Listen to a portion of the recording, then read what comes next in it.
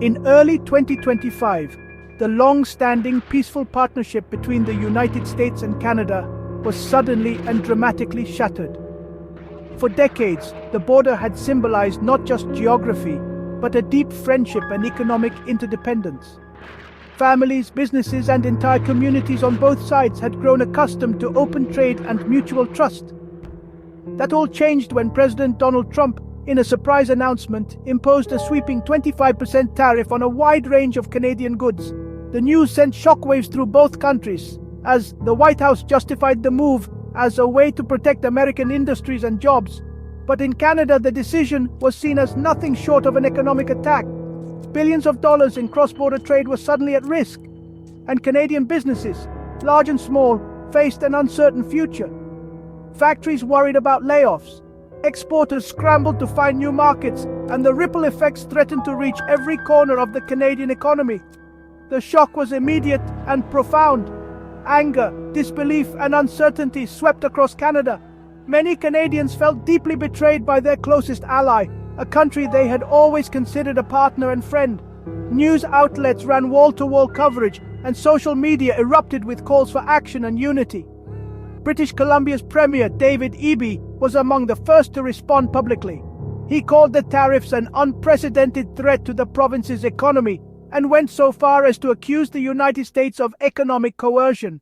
Protests quickly broke out in Vancouver and other cities as citizens demanded a strong response. In the days that followed, the US offered a brief pause on some tariffs, hoping to ease tensions. But for many Canadian leaders, the damage was already done. Trust had been broken, and the sense of vulnerability lingered. It was clear that Canada could not simply wait and hope for things to return to normal. The stage was set for a dramatic confrontation. Canada's government, determined not to be pushed around, began to rally support from all political parties. There was a growing sense that this was about more than just trade. It was about standing up for national dignity and economic survival. The federal and provincial governments quickly began preparing a series of retaliatory measures. Behind closed doors, officials worked late into the night, crafting policies that would send a clear message to Washington. Canada would not back down. The era of quiet cooperation had ended, replaced by a new era of economic warfare. This was no longer just about tariffs or trade policy. For many Canadians, it had become a question of national pride and sovereignty. Rallies erupted across the country, with citizens waving flags and demanding that their leaders defend Canada's interests on the world stage. Canada's response would be coordinated, strategic, and multifaceted. Economic advisors, diplomats, and industry leaders joined forces, analyzing every possible angle to make the tariffs too costly for the US to maintain. The government was determined to protect Canadian jobs and industries, whatever it took. The ultimate goal was clear: force the United States back to the negotiating table, but this time on terms that respected Canada's sovereignty and economic interests. The stakes had never been higher. The dominoes had started to fall, setting off a chain reaction that would reshape the future of Canada-US relations. A new, uncertain chapter was underway, and no one could predict how far the conflict would go or what it would ultimately cost both nations. British Columbia, acting as the gateway to Alaska, decided to use its geography as leverage. Premier Eby's government announced plans to impose tolls on American vehicles and ferries traveling through BC to Alaska, a direct response to the US tariffs. The move was bold, targeting a vital supply route and putting pressure on American politicians.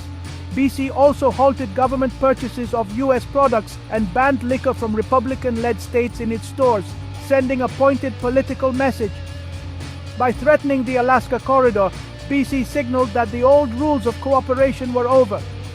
The province was ready to disrupt the status quo, making it clear that economic pain would be felt on both sides of the border.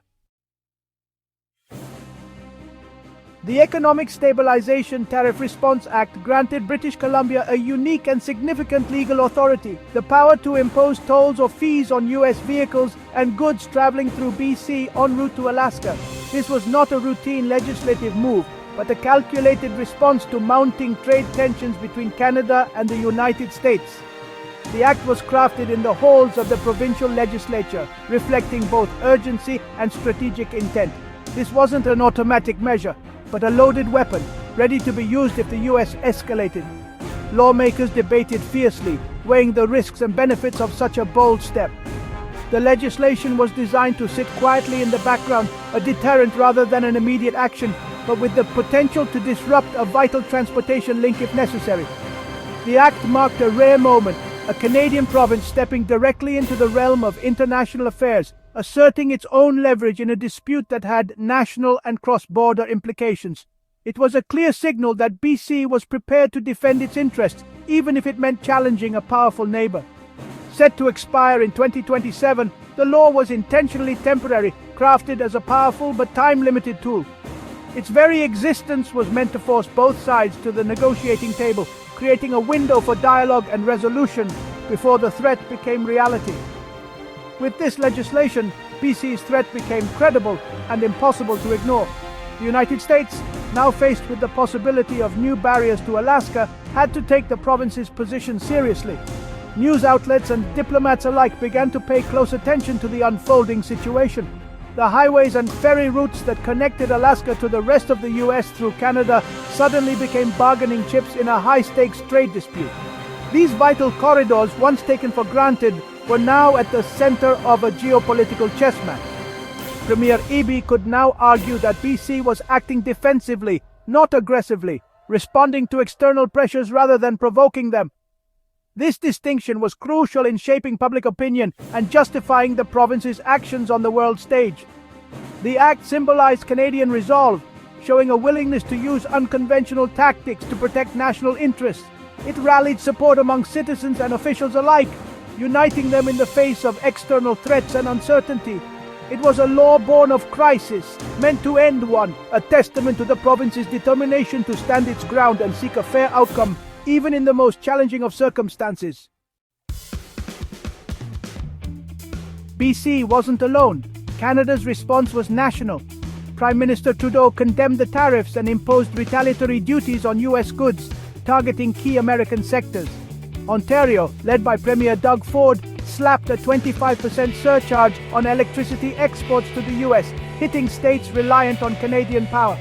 Yukon joined in, halting American liquor purchases and limiting US access to government contracts. While Yukon's tolls required new laws, the territory's actions showed solidarity.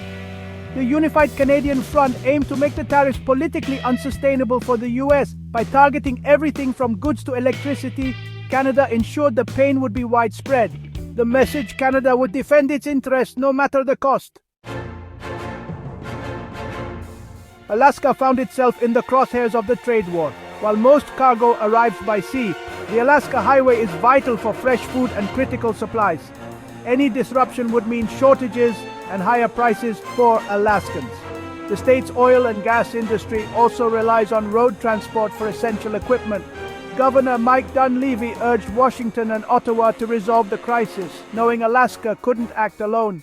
The state was a hostage in a larger conflict, its economy and way of life at risk. The pressure was on for a diplomatic solution to restore stability. The US didn't sit idle.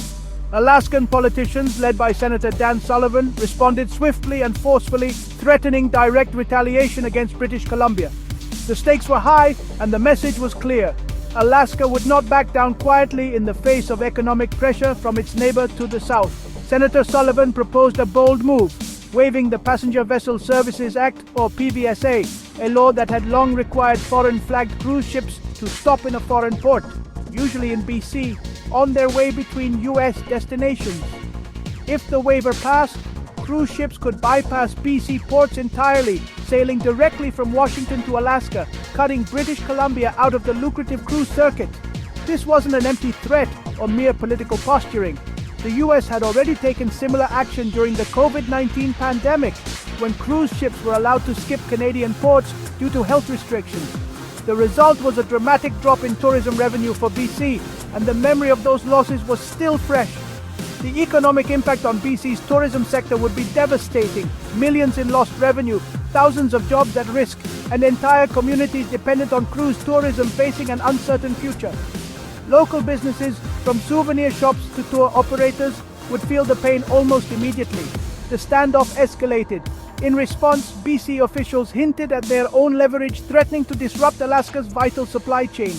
With so much of Alaska's goods and fuel passing through BC, the threat was more than symbolic, it was a real point of vulnerability. Both sides now held powerful economic weapons, each daring the other to make the next move. The situation had become a high-stakes game of economic brinkmanship, with neither side willing to show weakness. The conflict had moved far beyond tariffs or trade disputes.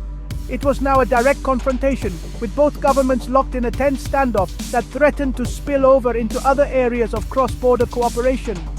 The risk of mutually assured economic destruction was real. If either side followed through, both economies could suffer lasting damage, with ripple effects spreading far beyond the border. Ordinary citizens on both sides now faced the fallout of political brinkmanship. Families, workers, and small business owners watched anxiously, knowing their livelihoods hung in the balance. The question loomed over every negotiation and every press conference. Who would blink first, and at what cost? The threat to waive the PVSA put BC's tourism industry in jeopardy. Cities like Vancouver and Victoria depend on cruise ship traffic, supporting thousands of jobs and businesses. Losing this revenue would be catastrophic, with long-term consequences if cruise lines change their routes permanently. Premier Eby's gamble to pressure Alaska had invited a devastating counter-threat. Both sides were betting the other would back down first. The standoff highlighted the deep economic ties and vulnerabilities between the two regions. The fate of jobs and businesses now hung in the balance. The interconnectedness that once brought prosperity now fueled a dangerous game. The outcome would shape the future of cross-border relations. Could BC really enforce tolls on the Alaska Highway? The lack of toll infrastructure was a challenge, but existing way stations could be repurposed for quick implementation. Some argued the threat was a bluff, but others saw it as feasible. Legal questions loomed. International agreements from W2 might protect the highway from tolls. Any attempt would likely face court challenges, adding complexity. Still, BC's law was carefully crafted to give broad authority for fees, sidestepping some legal hurdles.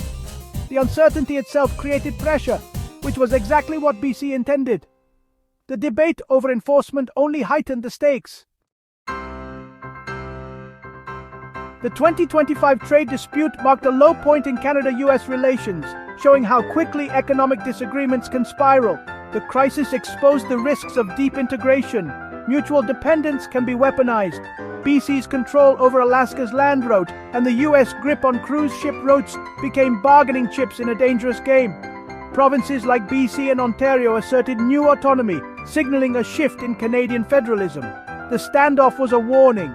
Even close allies can find themselves on the brink of destructive conflict. The future of cooperation depended on leaders stepping back from the edge. The dispute forced both countries to confront the fragility of their partnership. It was a stark reminder that alliances require respect and can unravel in an instant.